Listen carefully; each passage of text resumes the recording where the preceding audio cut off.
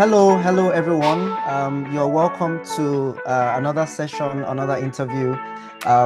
This is going to be a wonderful time, and my name is Rotimi Awaye, and I'm here, with a wonderful person, and she's going to be speaking to us, sharing our expertise. It's going to be a conversation. It's going to be a dialogue, and Mm. we're going to be discussing on the theme AI Governance Playbook and the strategic guidance for African leaders in the age of generative AI. And I'm so excited to introduce to us our speaker, our guest speaker, Mrs. Bimpe Afolabi. She is a partner at KPMG Nigeria. She leads and works in the internal audits, governance, risk, and compliance service. You know what? I'll just leave her to, tell us more about ourselves. Yeah. Binke, you're welcome. Thank you so much, for coming around and joining us in this conversation. So, please, can you tell us a bit more about yourself, your background, what you do, and why it matters? So, Binke, please tell us, who are you and what do you do? Thank you. Thank you so much, Rotimi. As you've said, my name is Olabimpe Afolabi. I'm currently a partner at KPMG, and my specific roles is into internal audit, governance, risk compliance services, within the firm. Interestingly, I studied engineering, Oh, as for my first degree, I studied petroleum engineering.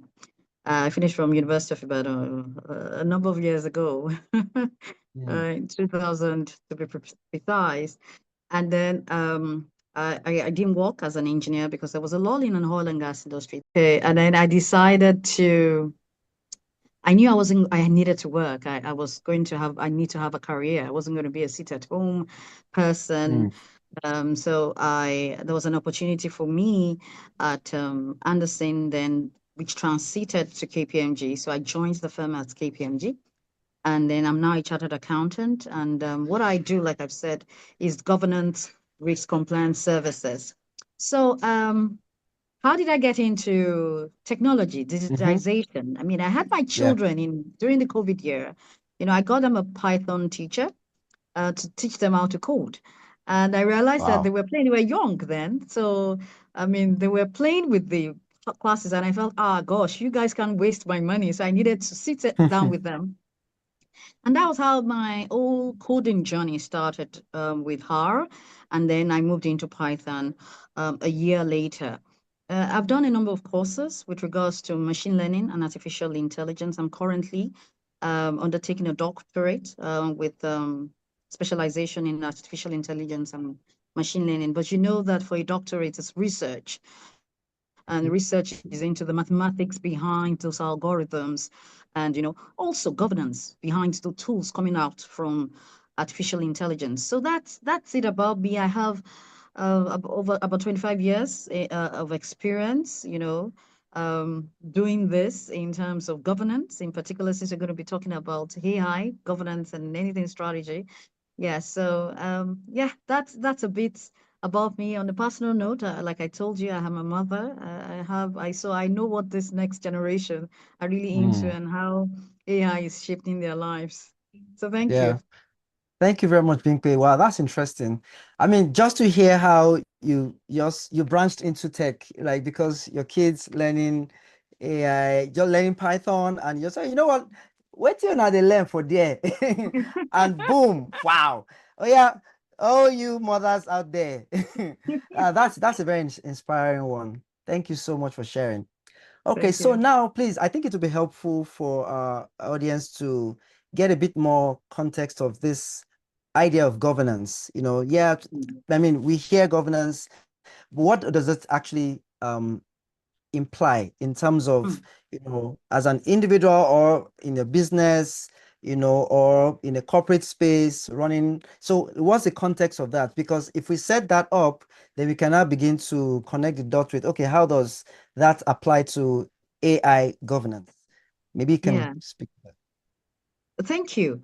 So when we talk governance generally, that's having some sort of a structure under which whatever it is that you run, the entity, the enterprise, having an organization where you then put in some sort of oversight, a structure that gives an oversight as to how things are done.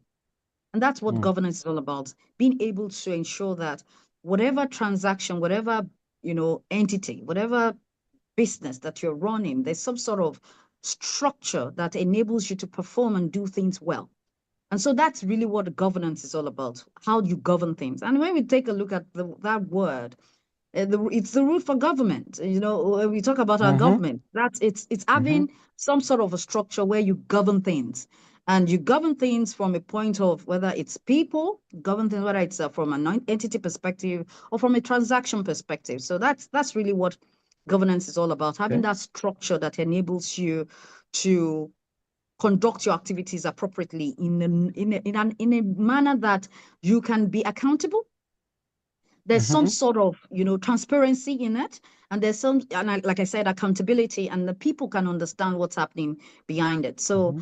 that's governance, if I use it All in right. layman English, so that layman Yeah. words, so that people can understand. And then if we bring it then to AI, it's the same Mm. fundamental principles. What exactly are we trying to talk about when we talk about AI? What sort of structures should we put in place to ensure that Mm-hmm. our use of AI, or how we deploy AI tools within for our use, is done in a manner that's appropriate. I mean, that's really what we're going to be talking about Okay. when we're talking AI governance. Yeah. Yeah. Okay. Yeah. That makes a lot of sense. I think the key word there is structure. Yes. Not just doing things randomly. At KPMG, in my research, I stumbled on the fact that, KPMG has this trusted AI pillars. Mm. There are about 10 of them. There's fairness, explainability, accountability, security, privacy, safety, reliability, transparency, data integrity, and sustainability. I mean, this is interesting, because we know AI, mainstream is very, very recent, and you know, KPMG has already started coming up with this framework of operation on how to use AI generally. I don't know if you can just speak generally on the idea on this entire, pillars and, the framework. Yeah. Okay, thank you very much. And I mean, this question is actually quite relevant, for all types of organization, regardless of where you work, whether you're an entrepreneur and you are a startup, or whether you actually work in a matured organization where your use of AI is actually being considered, or you've actually even implemented and you're already making use of it. So the reality when it comes to having some sort of an AI framework, particularly governance from a governance perspective, is that there has to be some sort of structure and control with the use of AI. Mm. And that's what has been done where I work, which is KPMG. There's a framework has been defined where we call it the Trusted AI Framework, which actually enables us to, in providing services to clients, and the way we interact Mm-hmm. amongst ourselves and with our stakeholders, how, and the use of AI in doing all these activities, how it will govern, the way we do things. And that's why we call it the Trusted AI Framework, because it matters to how our clients view us and how even the people we interact with, our vendors and everybody that has some sort of transactions with us. And I'm going to now cascade this actually to everybody listening to me, regardless of whether Yeah. you work where I work or you work outside.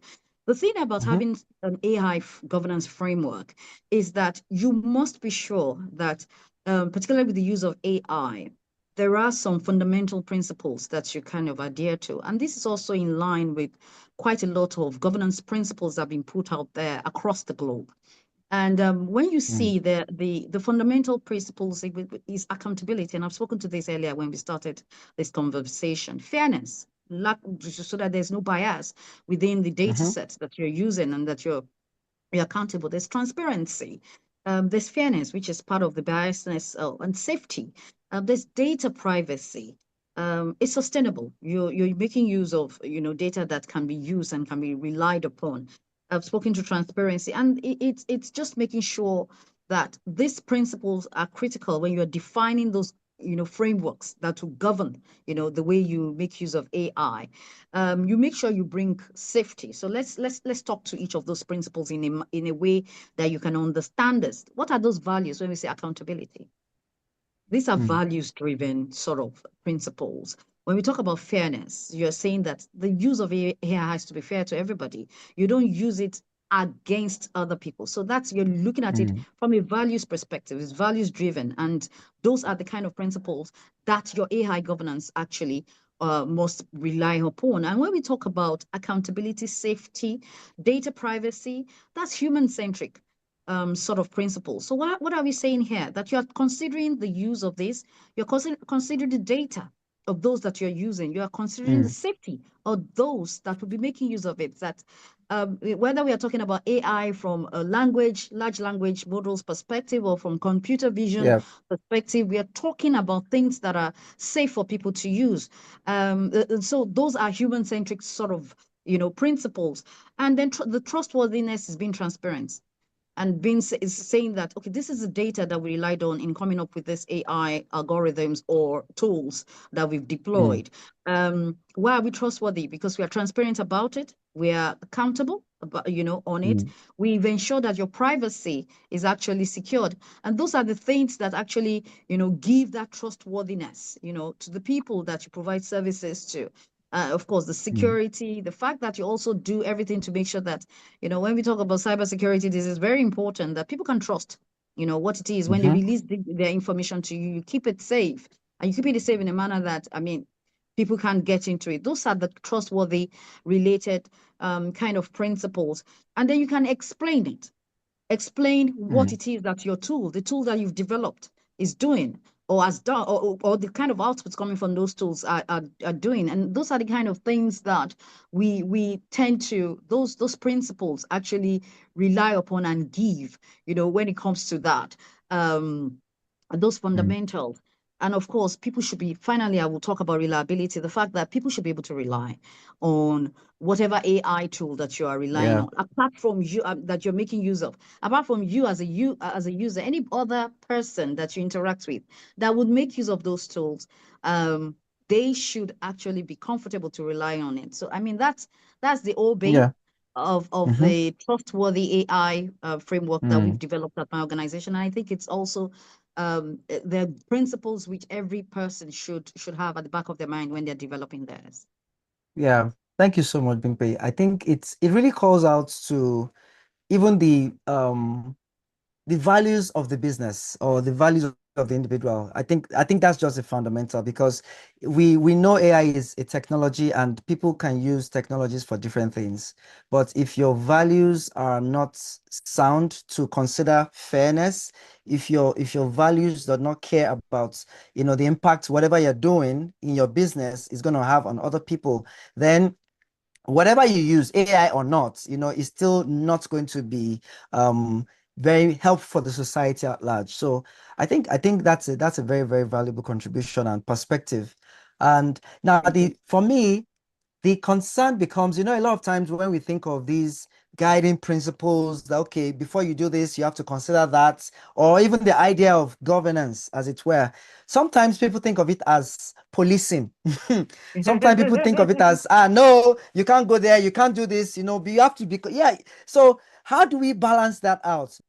Very important that we balance it out. And I'll tell you, um, this thing about people calling us Olopa, you know, because Hmm. it's very important. And I'm going to crack a joke here, which is actually very interesting. When I was young, I think I was about 7. My parents were, bless their memory, they just sat us down, and they were asking what we wanted to be in future. And for some reason, because I love uniforms, I told them I wanted to be a policewoman. And I recall, Wow. I recall the laughter in the room. Interesting. It was very interesting, and because Hmm. I was stunned, the way my mom, my dad, and my siblings, everybody got started Mhm, mhm. laughing,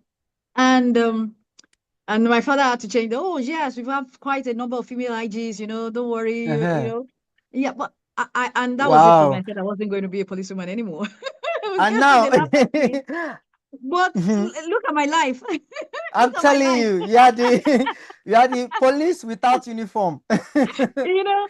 So, and Wow. you know what? Whenever I think through this, and I say it to anybody that I talk to with regards to this, why do we need to be policed? It's Mm, because we need to pull the brakes at times on what we do. mm, So we can talk about the balance, and I'll get into that. But the first thing is we need to be policed. We need to pull the brakes. mm. And We need when to we be talk about, guided. yes, we Mm-hmm. have to be guided. And when we talk about AI, even as human beings, without AI or anything, the human beings, there Mm-hmm. has to be some sort of policy, procedure, structure that you put in place to ensure that people do not step out of line. Mm, That's normal. The same thing happens even with machines because machines are going to mm-hmm. learn from what you Mm-hmm. give for how you've trained them. So if you train them in a manner that there's no guardrails, then there's going to be a problem. So, Mm, so the first thing is we all, and I believe generally we all have to come to the position that yes, we need policing.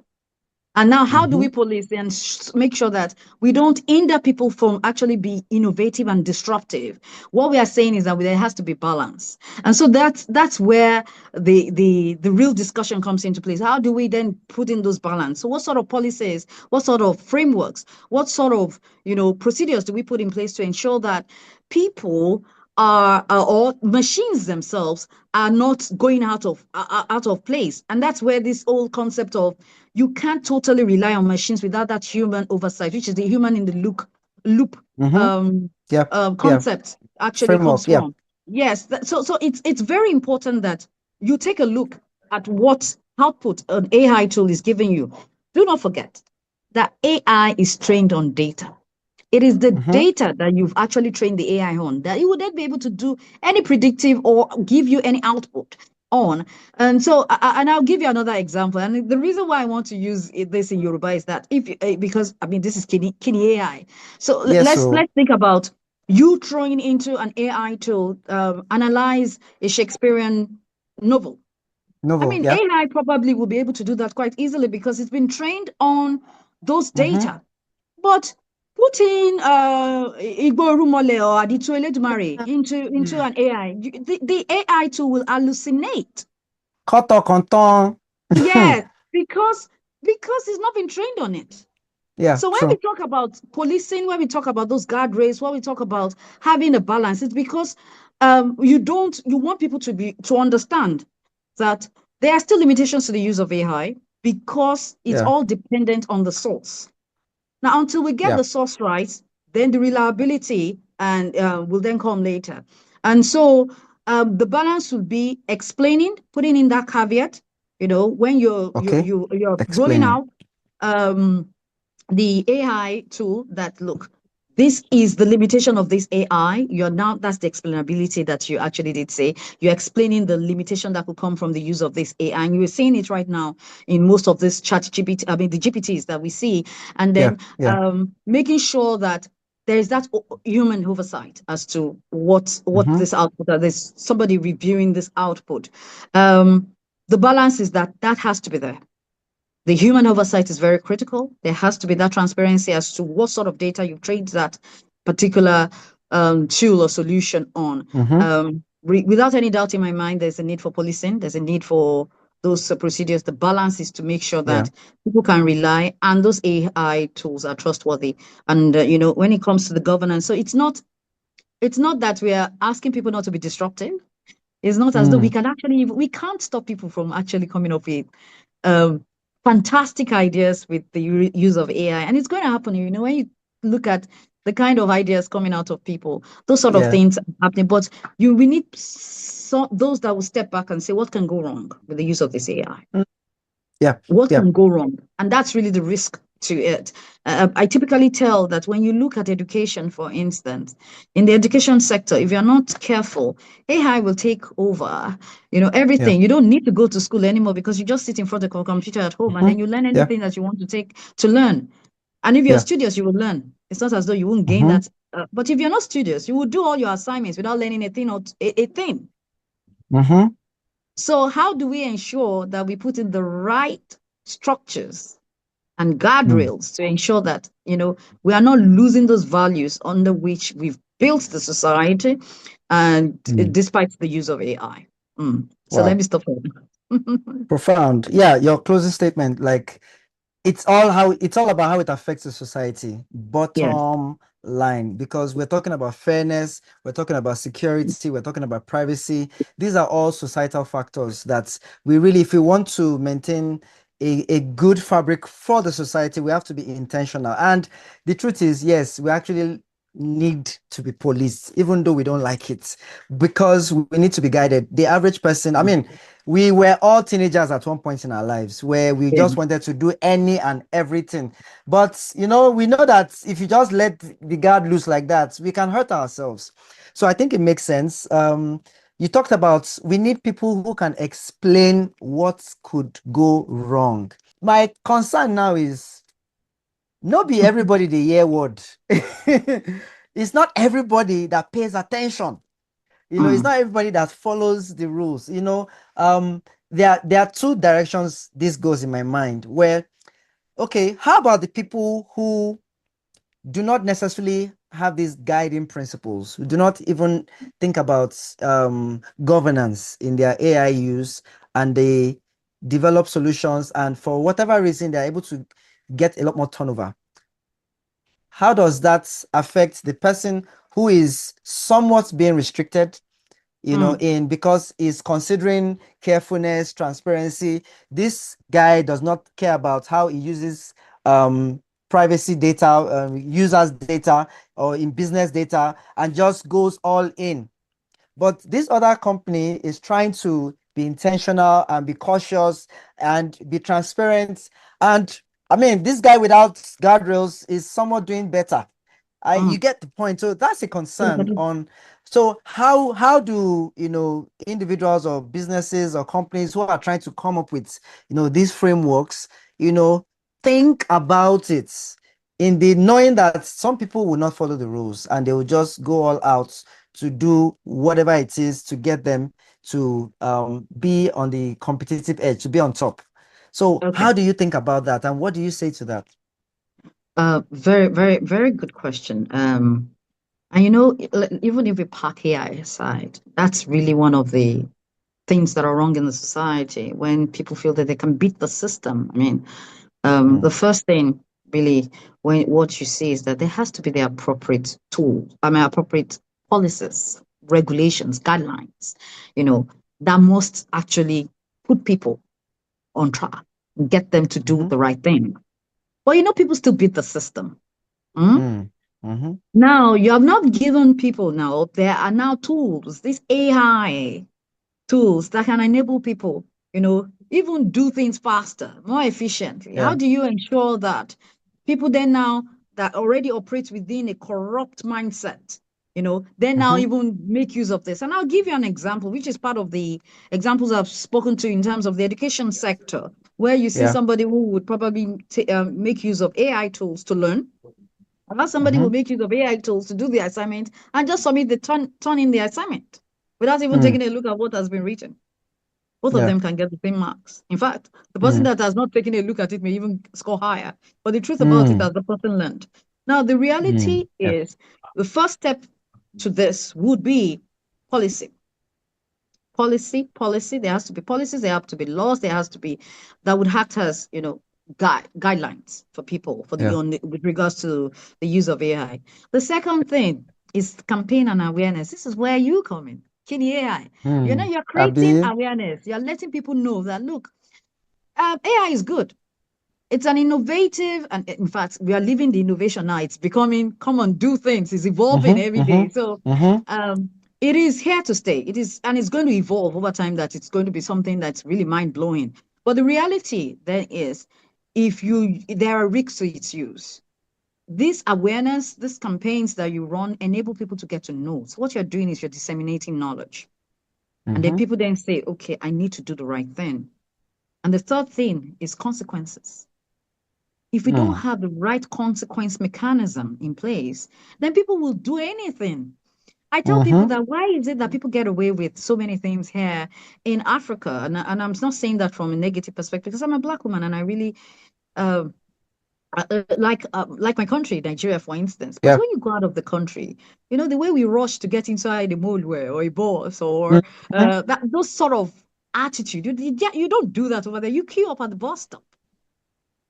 And you kill Yeah. because you know that if you don't do the right thing, people will look at you or you'll be severely reprimanded in a way that Yeah. you wouldn't even like it yourself. So the consequences of our actions are actually quite dire in some locations more than the others. And so the consequence mechanism must be very strong. So Mm. if an organization, and looking at the example that you gave, so if you have an organization that is making use of AI in a manner that they are making higher revenues, but they are not keeping to those principles, they need to be aware that there are consequences of their conduct. So once they are caught, I'm Mm-hmm. like, oh my God, they're going to lose all those revenues. And then their hard work, so to Yeah. speak, will be for nothing. Yeah. So I would True. break it into those three layers that the policies must be there. The fact that there has to be campaign, there has to be an awareness that people should know. Mm-hmm. We know ignorance is not acceptable and it's not Yeah. even an excuse under the law, but there has to be the campaign. You need to educate people and then the consequences. And that's where I Yeah. would land it to say that once you can put in those structures, which are the governance structures that we're talking about, anyways, if we can have those structures in place, I mean, anybody that now decides to go out of this should be punished. That's really Yeah. it. But my advice to anybody who wants to do the right thing is to say, look, I want to do the right thing. I'm aware that these are the policies, these are the rules, these are the structures, these are the procedures, these are the guidelines I'm going to follow through. Please forget about anybody that's actually who has decided to go the other way. Because I mean, Mm-hmm. I always say these things, life will catch up at some point. Life will catch up. Mm-hmm. Yeah, yeah. Thank you very much. I mean, these are fundamental principles, really. It's not even just about deploying AI solutions. These are just business principles. If you want to really go far, if you want to really go well, you talked Mm. about policy, education, awareness, and consequences. Like they say, every day for the thief, one day for the owner. Nigeria, I know we started talking a few things about AI policy, and somehow some people were thinking, what have we even done that we are doing policy? You get what, invention, you get what have we done that we are already putting policies in place as like a national framework and things like that. Mhm. What do you say to people who think like that? Like, okay, Mm. as a country now, what do you think and how are people thinking about policing generally? No, no, I think we can't afford not to have those those policies. I don't think it's yes, we may not have got to a point where we're creating a lot of AI solutions that are being accepted across the society. But I can tell you, with what I've seen with the interactions with people, with interactions with a lot of people, adopting AI and what people are doing with it, there must be some sort of policies, and I am glad that already we have some focus in that area. So yes, we may be behind some other jurisdiction when it comes to things like this, but the reality is that we can't afford to be left behind because before you know it, Nigerians are intelligent people. We know Mm-hmm. this. So before, yes, today we were talking. Yes, today we've not seen anything that is quite disruptive or innovative that has been accepted worldwide. So, but I can tell you that where we are today as a country, we cannot afford not to have some sort of policy that would guide its use, even if we are not yet talking about policies that would guide the development or the deployment of Mm-hmm. AI solutions, but it's using itself so that we don't have people that would just come Mm-hmm. up and they're then using it in a manner that, Yeah. hey, it Yeah. can infringe on somebody else's, you know, rights. So I would not agree with somebody who feels that there's no need for some sort of policy or Okay. guideline or Yeah. framework. I would not agree. I would say it is time that we had one, and I Yeah. know that quite a lot of conversations happening with regards to the use of AI and those in Nigeria. Yes, we may not have a law yet, but we're going to get there. We're going Mm-hmm. to get there. And this would help us. It would even help those actually coming up with those solutions that would help us, Yeah. for the future. Okay, good. Thank you. Thank you very much. I think that makes a lot of sense. One step at a time. I want to speak on, some of the things that you've also contributed towards a maturity model towards continuous assurance. You Okay. you mentioned something around continuous assurance, a sparring partner. I mean, these are, new concepts. These are new ideas. Can you speak to that? Let us know what are your thoughts in that line? What does that Okay. mean? Okay. Okay. Thank you. So, continuous monitoring. So, why are we talking about continuous monitoring? It's because we need to move. And like we said, everything is evolving. So, initially, auditing was sort of traditional in a way that it's a tick in the box. You come and audit Mm-hmm, post the event. So mm-hmm, something has happened in the past. You're coming to audit what has happened in the past. That's the traditional way of auditing, right? Right now, the world is moving. Oh, there's evolution within that space.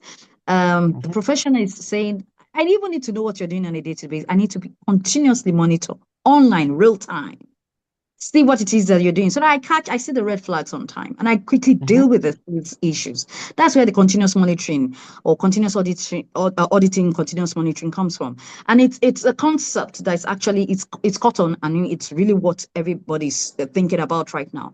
And what enables continuous monitoring is actually digitization, technology tools, AI, you know. Yeah. How can you monitor? So let's use an organization that has branches across the country. How do you want to monitor somebody sitting in Kano when you are sitting in Port Harcourt? How do you want to monitor somebody sitting in Warri when you are sitting in Lagos? So you need to have the tools and system in place that everybody logs in and then you can see things online real time. So that will be dashboarding. That's also part of data analytics. Mm-hmm, So you try to see everybody's data is actually being spooled into a centralized area and you can you can then start spooling those results and see them visually through graphs. You can actually monitor performance across the different locations within Nigeria, and you can audit the tools that you've done something or you are doing something currently. You're about to approve a particular transaction. Why do you want to approve the? Is it in line with policy? Is it in line with guidelines? So it's actually online real time. This you can only do this with the use of tools because you have several branches. So it makes auditing, I mean, and it gives the assurance to stakeholders, more assurance. It becomes more trustworthy that yes, you are doing your job in a manner that there's comfort that you actually we're not doing detection anymore. It's actually you're preventing.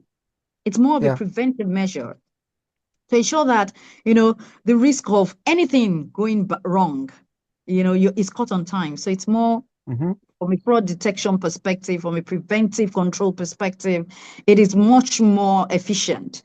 And of course, technology, supports this. The support technology is the enabler, you know, mm-hmm. for this sort of a tool. Now, as a sparring partner, what does that mean? That you are that partner that can take an unbiased position. You are independent of the of that system, and you are able to critique it. You are able to take a look at it and see exactly what can go wrong.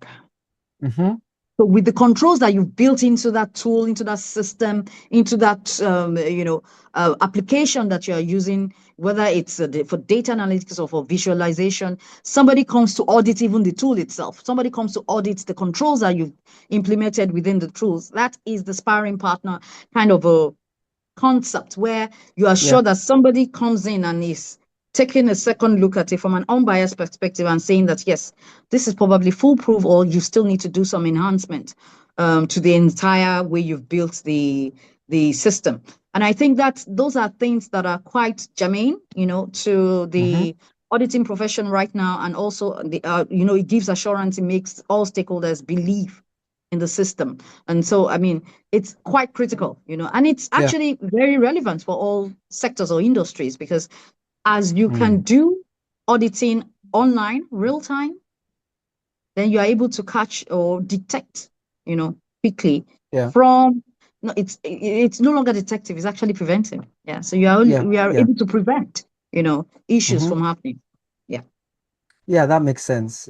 Continuous assurance. Yeah. This framework, really Hmm. speaks to just advanced thinking on how to deploy technologies. Yeah. It may not even necessarily even be the generative AI, but using advanced systems and Yes. advanced analytics, plug in so you can get real time. Again, this speaks to the financial sectors.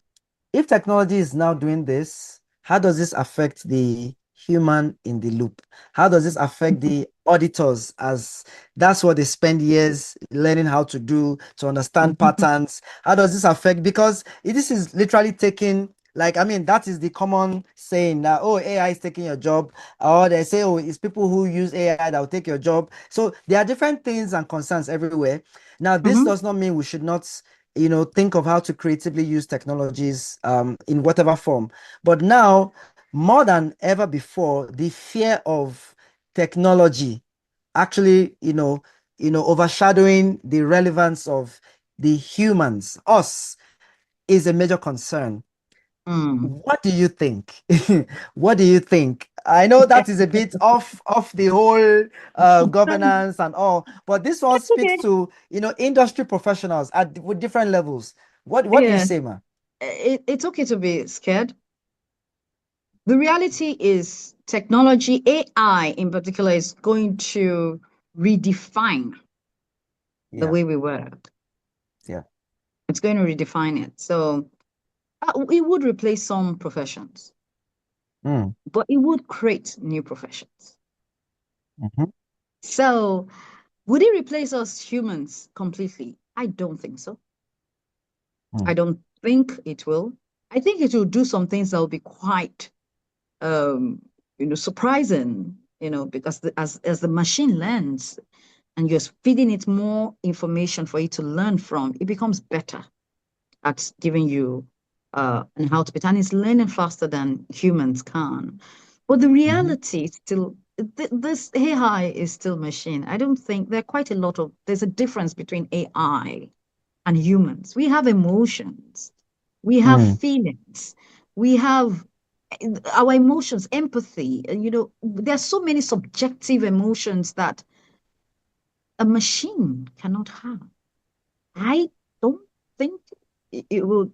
We'll get to that in the next, if ever we get to machines having emotions, because mm, I've also seen quite a lot of mhm, mhm. conversations around things like this. But Yeah. if for us to get to that point, it's going to take years. And when I say years, probably centuries. So I don't think Mm, it should be the concern that we should be focused on right now. It may come at some mm. point that yes, some of our future generations will deal with that when it comes to their time. But for us as of today, Okay. it's going Yeah. to redefine the way we work. There's no doubt. Um, and that is why upskilling is very important for everybody. And Yeah. that's why we're having this sort of conversations. What are the things that we need to do so that you are aware of the use? There are quite a lot of LLMs out there, those large language models. How do you use them? What do you use them for? Which one helps you for on this particular area? Which one helps you on that other area?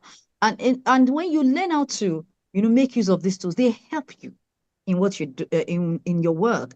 And when you say that for auditors have learned, this is what they've learned for years. They've gained a lot of Mm-hmm. knowledge over time, and now machines are now doing it easier because you can see it, you can see the trend.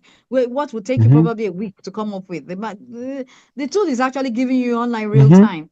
But Yeah. it means that you can generate or glean more insights from what you're getting faster, and then say that, oh wow, I never knew that actually this branch actually is doing much better. Who would have Mm-hmm. thought that there's one location that sits in North Central that's actually quite an area where we should actually probably invest more in, because there's something happening there. So it gives you better Yeah. insight and you can make more informed information quicker. You know, Yeah. and this informed information could be investments, could be cost cutting, it could be cost optimization, it could be more talent, or maybe there's so many things that would happen faster in terms of insight, as against the time when, hello, it will probably take another 1 year before you say, hey, so something is happening in that location. But you can see it probably faster and you can take the right decisions. So I, Yeah. I would say AI is going to redefine. Would it take away the jobs? Somewhat, in the way we are seeing it in the traditional way. So auditors would need to think out of the box to be able then to Mm. say, what are the things I can do? Or how can I redefine my own work with the use of AI? But that humans will be replaced by AI, I think that's a long way to go. And I think we shouldn't give ourselves the headache of thinking that as of today. It's Yeah. just that we just need to reinvent ourselves with the use of Yeah. AI. Yeah. Yeah, I mean, it's I the think same that thing that as when we used to, when I mean, I Mhm. wasn't born then, when horses were the form of transportation, then cars came. You took it out of my mind. That's just what I was going to say. That's just what I was going to say, really. Yeah. So I think it's just the security of work and business is about, understanding that expectations are changing and Yes, we have to match up with those expectations. I can't Now, agree with you more. yeah, totally. Something happened recently. Hmm. I guess you probably have Tell me. also come across the, Deloitte situation in Australia, where there Hmm. was a consultation and there was a report they were supposed to do. And I can imagine that, just like we said, these guys were trying to use cutting edge technology, but for some reason, things went wrong because there was hallucination. What do you think went wrong in this incident that happened? Now, this is also a very good case, for us to learn from. And Mm, again, this is where I would say the human in the loop concept yeah. becomes very important. Now, the use of AI, we can't stop the use of AI anymore, whether professionally or in our personal lives. And the reality is that we now have a generation of individuals that you say, I need something. Let me Mm, ask AI.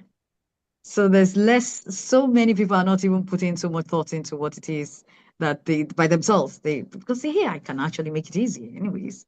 So they go into AI. So you've been asked to develop a report, you've been asked to do some reviews, and you make use of AI, which is not the issue. The issue now is, first and foremost, the information that you've uploaded into that tool, is it not a confidential information? Because we mm, know that most of these tools are open source, right? yeah. It's not customized for use within your organization. Then there's a problem with that. Mm-hmm, The security mm-hmm, part, this is one of the values and fundamental principles that we've spoken about. So when we take a look at all that process, then you come up with a report. There's an output from the AI. Who has taken a read of that report? mm, Is it just the same preparer, the person that actually typed the questions into mm, AI? And was the prompt engineering, or was the prompt actually put through to AI? Was it appropriate for the need mm, of the client? And who's reviewed this work? And if there is no human in the loop, that oversight, that human oversight, you can then have that sort of a scenario, play out again. And that's really what happened because there were, like you said, hallucinations in the citations, hallucination in some of the recommendations that were put out. Now, the reality then is somebody should have picked that up. Somebody should have picked that up if that concept actually was in place in the structure of things. So somebody didn't. Maybe the preparer, the person that prepared the report, prepared it, handed it over to a superior. The superior did not read it. It was signed off and given to the client, and the client then saw, what is it that you're telling me? This can't be real. This can't be mm, true. yeah. Now, the issue is you spoke to the fact that there was an impact on there. That's the impact of consequences. Spoken about this as well. Yeah. There has to be consequences. So, which is why the ethical use of AI, the transparency, the reliability, the accountability to is very important. And I Mm, think, how can we ensure that this does not recur? It's essentially knowing that AI is not foolproof. And because mhm, it's not foolproof, you must go through the outcomes or the outputs from AI. And once we all mm, understand it, it's just like humans also can make errors. I mean, they are trained on yes, large volumes of data. They've mhm, actually done well in, giving out, you know, but giving out good, reports and outcomes, but they are not 100% foolproof. So somebody must be mm, able to, there has to be that human intervention. And I think that was yeah. what was missing essentially within this case. Yeah. And I mean, it's a lesson for everybody, even if you run a startup and it's owner Mm, managed, for your, even as an individual, you must take a second look, take a step back as to what can go wrong with this report. I mean, that's the risk to the use of yeah. AI. But it doesn't mean we Mm, shouldn't use it again, I would say, but it's just that we need to have at the back of our minds that it could be hallucinating. And let's port out, let's port, those issues that are within the output given to us. Yeah. Yeah. Spot on. I mean, this literally just justifies your unlock my work. This justifies your policy, really, because these are the things. Who would ever know that, such a catastrophic error could, slide through? And Yeah. I guess maybe they didn't think they would read all that referencing and all, but hey, it's just good to follow through due diligence. And there should always be a human in the loop. So if Yeah. you're deploying solutions, if you're using AI in your practice, as an accountant, as an auditor, as a business person to generate proposals, I beg, read it again. Double check, triple check if you have to. Because where the technology is currently, it's still vulnerable to It's still mistakes, to vulnerable. errors and things. So get an expert to teach you. You can get somebody to help you to look into it. Bimpe is here. I'm sure, that's her expertise. Let her help you look at it, so that you don't make, mistakes that you would eventually, be regretting. Thinking about the big picture, so we don't use these technologies carelessly. Recently MIT did a research. They called it the MIT State of AI Reports in 2025. And Mm-hmm. this speaks to something that I know that you are also very, very passionate about. You talked about it earlier about literacy. The people who either create these governing policies or business decisions, the people in the boardroom. I know you talked something about the 2025 board agenda. There is a concern about the learning gap of, we are making policies, we are, trying to adjust for the new technology, but Mm-hmm. sometimes there are problems of implementation. Do we just approach it from a business point of view? Do we just approach it from a technical point of view? Do we approach it from, a legal point of view? So how do we think about it? Because so that we don't also over police, because Yeah. okay, we need to put guardrails in place. What should be the perspective? So for, people who are policymakers listening to this, how do you advise? How do you recommend, thinking about it? Because like they say, technology wasn't the problem based on the research MIT did, but it is the strategy, the integration. What do you say to that? Yes. Okay. Now, thank you very much. Also, very interesting. The reality is that the technology is learning. It's learning fast because you're giving it enough information and data to learn from. But what are we Mm-hmm. doing on the human side of it? Are we pacing? And I think that's where the gap is.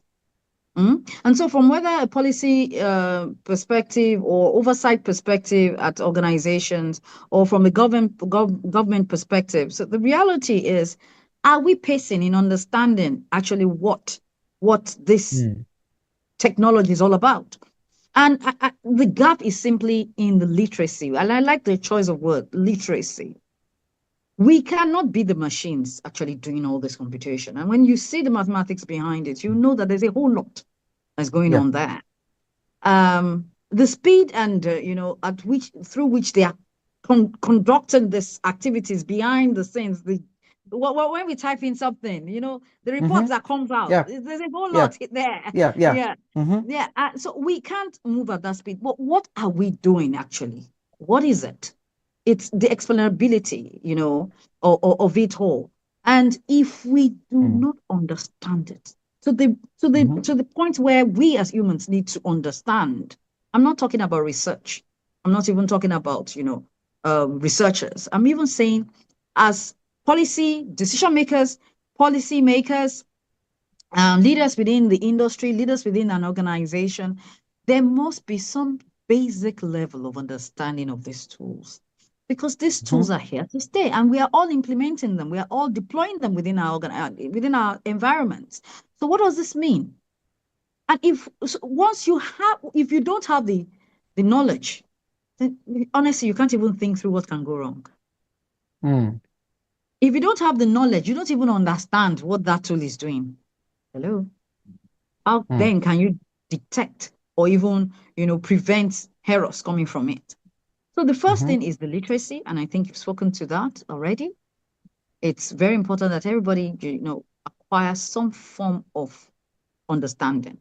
I mean, I like what it is that you do from your own from for what you're doing in your own little way. Yeah. When you bring in the awareness to people, then people start thinking through. Okay, and I was thinking that I want to actually deploy something at my, they said it's very nice. It will enable me as a seamstress or a fashion designer. I can Mm. get a machine learning software that has computer vision capabilities and can help me sort out materials quickly. Silk to this side, crepe to this Mm-hmm. side, lace to Mm-hmm. that side. It's very easy to say I want to get all this, but you need to understand what exactly is it. How does it help you? Once you Mm. understand, then you're able to say, what if there's a mixture of materials in a Mm. particular fabric?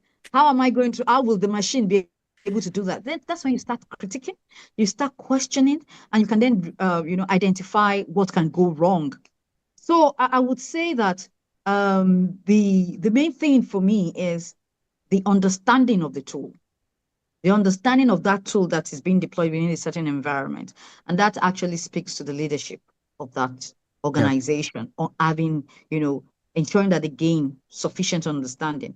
Do we need specialized training? Not really. I mean, there is sufficient. I mean, what you do, people should just listen to industry Mm. experts or subject matter experts coming to talk about this, and then you gain the knowledge. And if you want to go further, that there are several, opportunities and Yeah. applications or whatever out there that you can, free, that you can actually learn from. So literacy is very Yeah. important. Then once you have the literacy, then you then say to yourself, what are the rules? What are the policies? What are the things that we can put to ensure that if this risk do crystallize, how Mm-hmm. how do we mitigate against them? What sort of controls do we put in place to ensure that those risks do not, occur? So those are the kind of thoughts that will come through after Mm-hmm. understanding. So understanding is the first step. Yeah. I would say that that's the gap. Machines are learning because, I mean, they're going to get better because we're feeding them the information that they're learning from. Mm. But are we as humans learning fast enough to pace Mm. with what the machines are doing? And I Um, feel that that's a critical part. It does give me some level of concern when people just jump into it, that I want to deploy certain tools without really even understand what is it that you need this tool for, and the tool that you want to procure. I need to actually do, what does it do? What will it do for you? And what else in the future if you want to scale? And this mm-hmm. certain solution actually meets your requirements. If you don't have that basic understanding, then you in terms of investment, in terms of time, in terms of resources, a lot may go to waste if things do Yeah. not are not, thought through appropriately. But the Mm-hmm. fundamental thing is learning, literacy, having that knowledge. Yeah. Yeah. Thank you. That makes sense. Are we learning fast enough? I think that Yeah, just sums it up for me. Are we learning fast enough? Now, I want to speak to you as just finally, actually, we are coming to a landing all right. as a safety expert right now, in the sense that now, because the MIT report also talks about how the company staff are actually using AI, but not with what the company deploys. Now, like I said, as a safety expert, what do you say? Because right now, people are now getting more value using the personal, chatbots as opposed to the company's proprietary one. And the implication of that is they are putting, company data Mm, in these that's the risk. chatbots. Yeah, Yeah. So what do you say to that? it's a big concern. Now, Mhm. this is where you have to keep telling people that no, you can't do that. You can't do that because most times the information that are being uploaded into the personal versions of these LLMs or these GPTs are very confidential Mhm. and should not be done that way. So everybody, for instance, and most organizations that are in the large organizations would have a version, of the AI tool that can be used for development of reports, for charting, for seeking information and inquiry. So I would say that the reality is that there will be some people who, because they feel that, I mean, I'm not getting the results that I want, Mhm. you Mhm. know, I let me go when I if I use my own personal, Mm-hmm. co-pilot, for instance, it's going to give me a lot more Mm. because we put in the restrictions within the ones that use it in the organization. Then that would be flouting the law, for that flouting the rules. And my advice to people is, look, do assume that you don't even have that tool, and you are Mm. to do that research by yourself, as we used to do it in the past. You would Mm. actually keep to the information within the organization, and that's what you leverage on, you know, or publicly available information. But once you Yeah. now go use the AI tool that can actually even glean from several more sources, what you've done is to actually give that particular Mm. um, AI tool even the information that you've actually uploaded. You've actually given Mm-hmm. it more information to train with.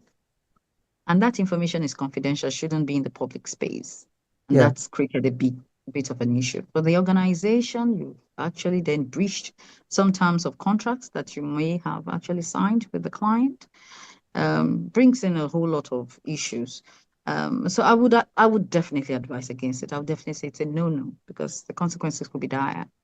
So um, I Yeah. mean, it's not something I would, for no reason would I encourage it. Work with the limitations that you have, and you can always actually put a proviso in your report that, well, I'm limited by this amount of information, but I mean, based on this information available, this is what the conclusions we can draw. Now, if you want more, we can Mm-hmm. then stretch it. And that's unless the client then says, or whoever owns the information says, oh, please make use of my, you can put this out there in the public space, then you can then go all out. At least you got the Mm-hmm. right consent with regards to the Yeah. use of the Yeah. information and data. Yeah. Yeah, that makes sense. That makes sense. I like how spoke to the consequence of, sharing proprietary data, because Mm. this now becomes a contribution to a pool of information that Yes. these people will use to train, and that means it can be redistributed.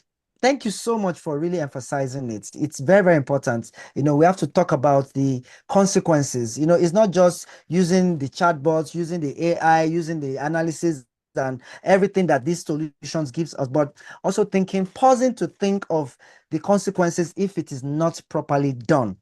And thank you very, very much. I think you've said a lot, and it's been very, very, very, very wonderful conversation. And just a quick rapid fire questions, like short Mm. answer, like pa pa pa. Okay. So, what is the one myth about AI governance that is not true? The thing that you said that we are being over policed, I think it's a myth. I think for Hmm. now it's we need those guardrails and it's very important. Okay. Um, yes, so I think since you said it's a short Okay. one, let me Yeah. stop there. Okay. Yes. Yes. Yes. Okay. That AI governance is not policing, like Yeah. over policing. Yeah, it's a No, we're necessary not. guardrail. Okay, that makes sense. Yes. Okay. Another question is, in year 2030, do you think an AI will sign off an audit reports? That's quite interesting. I don't know why you why 2030, but I do know as of today it's not possible yet. Mhm. But I would say that with the way things are evolving, it is possible that in the future, I may not be able to Hmm. speak to 2030 in particular, but I All would right. say that in the future, there would be a point where AI will be able to start off an audit and complete it and give the opinion and the Hmm. assurance as to what Hmm. has been done.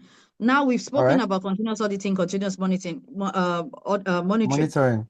Yeah. It's happening already. So we have some tools that are monitoring. So at Mm-hmm. some point, they would start the audit. These tools will start the audit and we complete it and we conclude. Yeah, that's Mm-hmm. okay. This Yeah. is the state of things. So Yeah. I don't know to that specific year, but I know that yes, in the future, and Okay. it could be sooner than we think. Yes, AI Hmm. will probably be able to give, yeah, at some point, some opinion with regards to financial statements. All right, that's cool. Finally, what do you think is the biggest barrier to AI adoption in Nigeria? Do you think is talent? Do you think is maybe infrastructure, or just the fear of, venturing into something we don't fully understand? What do you think, in your opinion? I think possibly you said talent, infrastructure, and the fair, right? Yeah.